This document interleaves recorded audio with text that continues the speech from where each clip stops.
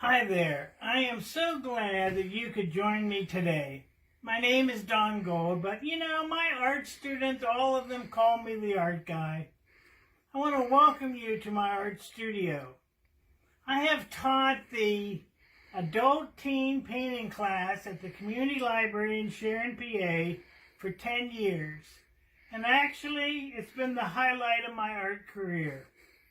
Today, I want to share with you 10 steps to becoming a better artist. Now, I know we are right in the middle of a COVID-19 pandemic, but when it's over and we are all safe, I suggest that you try these first 3 steps, 1, 2, 3, and it'll provide you a good foundation to be a better artist. Number 1. Look at good art. We are fortunate to have the Butler Institute of American Art in Youngstown and the Hoyt Art Center in Newcastle right in our backyard.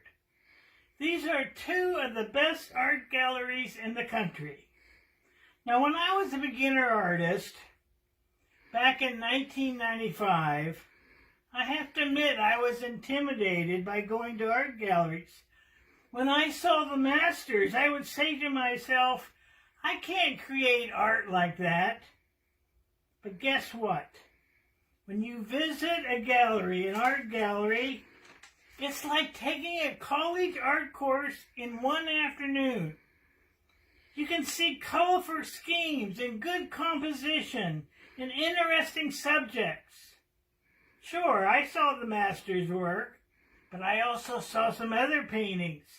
I said to myself, heck, I can do that. The galleries don't allow you to take photos of the paintings, but you can go to the gift shop and buy a colored version of many of the paintings. I actually have a whole library of such books. Number 2, read about art. The community library has many art books to read. They also have computers and the internet that you can locate art all over the world. And then I think the spring and the fall, they also provide a book sale. Now, this isn't just any book sale at the library. You can actually buy $30 art books for a few dollars. And I want to show you here on the table, art magazines never go out of date. Okay, let's go to number 3. Now, I want you to go to art classes. Learn from the instructors and from your other classmates. Meet and greet artists in shows or in art fairs. These people, they love to talk about their artwork. Each instructor that you meet has their own style of art, and many readily share their insider information. Now, I've already said the library is not open now, but it will be soon. The adult teen painting class at the community library meets 2 Saturdays a month, usually every other Saturday, from 10:30 to 12:30. And here's the best part. It's a free class, and the library provides all the art supplies. You don't have to bring a thing. Now, here's the deal. It is not a paint-along. We do not paint all the same picture. Each person has their own art project that they're working on, and I, as the art teacher, come around and I will give you what you need to know when you need it. So it's not a lecture. We do a lot of painting in the class. Now, I want you to check the library and their newsletter, and they will tell you when this class will be back in business. Hey, you know what? I look forward to seeing you in class. Number 4. Nope. All right. Number 4. Looking and reading and studying are all good. But you need to paint. And then paint some more. Keep a journal on what works and what doesn't. Some people feel when they find out something doesn't work, they're upset. No, finding out what doesn't work is just as important as what does work. And I want you to keep all your paintings, even the ugly ones. Bring them to class and show them to me. I can actually teach important lessons from the ugly ones, too. Number 5. Paint small pictures like blank greeting cards. When you come to this free class at the library, we have 3 sizes of paper. 5x7 blank cards, watercolor paper, 9x12 watercolor paper, and 11x15. The cards, they're fun to paint, and they can be done quickly. And you can give them away to brighten somebody else's day.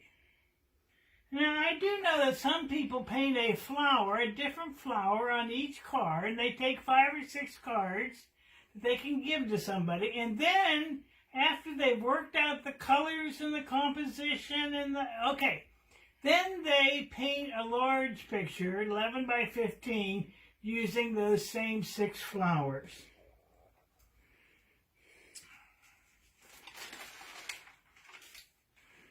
Now, getting a hand-painted card is a true treasure. Most people that I send them to, or my students send them to, those people that get them frame them and display them in their homes. And guess what? They don't say, well, I think your shading is a little bit off, or your perspective is wrong. No, they love it. They are so happy that you used your art talent and personally sent them a card. Okay, number 6. View your in-progress paintings on an upright easel from a distance. If you're painting only a few inches from the paper or the canvas, it's easy to lose perspective and you lose contrast as the colors kind of blend all together. Take several breaks and view your work from 10 to 15 feet away. You can use a mirror to see your painting from a reverse angle. And guess what? The mistakes will pop out. I put my art on an easel, and then I actually look through the window to see it. You should do that several times and take several minutes. Number 7. Now, if you're a purist, which means that you only use watercolors and you don't use any other mediums, or you only use oils, you may need to put in earplugs for number 7. Many people in my class say to me, Mr. Gold, what should I use, acrylics or watercolors? And I always have the same answer. Show me the subject. See, some subjects are better rendered in soft watercolors, and other subjects need bright, opaque colors like acrylics. Now, number 7, I want you to work with more than one medium. One enhances the other. You may want to combine mediums in one painting. If you do that, and you enter an art show, they're going to ask the medium. So, if you use more than one medium in your art painting, then you need to list it as mixed media. All right, number 8. Make time to paint. You have to make it happen. Getting started is the hardest thing. If you say, and I know many people, I even say it, many people say, well, as soon as I get the laundry done, the dishes washed, the kids bathed, etc., etc., etc., I will paint. And you know what happens. All those things are very important, but so is painting time. Try to carve out an hour and a half of time, maybe, 3 days a week? Too much? 2 days? Maybe one afternoon? And if you can do that, then stick to your schedule. I know some people paint every day. Everyone's situation is different. I paint in the mornings. Some people paint late at night. Now, here's an important one, number 9. If you have a place that you can call your painting studio, that is the best. But you may have to share the space with others. Now, I share it with my dog and cat because they like to sleep in the sunshine. You saw all my windows. If you have your own space where you can have everything just set up the way you like it, and then you get that hour and a half time, you can go to it and get to work. It doesn't have to be fancy, but it should have natural light, or I buy daylight artificial bulbs. Now, many of my art students paint on the kitchen table. But then you know it has to be cleaned off every time we have a meal. Many paint in the basement, but then the light is not so good. And as I said before, everyone's situation is different. Some paint in the bedroom, some paint above the garage. If you have no place to paint, come to the adult teen painting class at the community library. We have plenty of space in the community room. See how easy I was able to slip that in? All right. Now, number 10. Get your artwork matted. You say to me, well, I don't know. I really don't like it that much. Get it matted and even framed, even if you're a beginner. Hang your work in your studio and in your home and give it as gifts.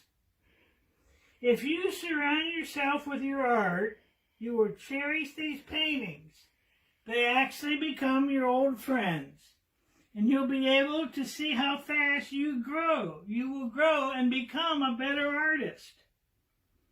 Also hang art that inspires you. I want to thank you today for spending time with the Art Guy. These 10 steps will enable you to be a better artist. So I'll see you next time. Happy painting.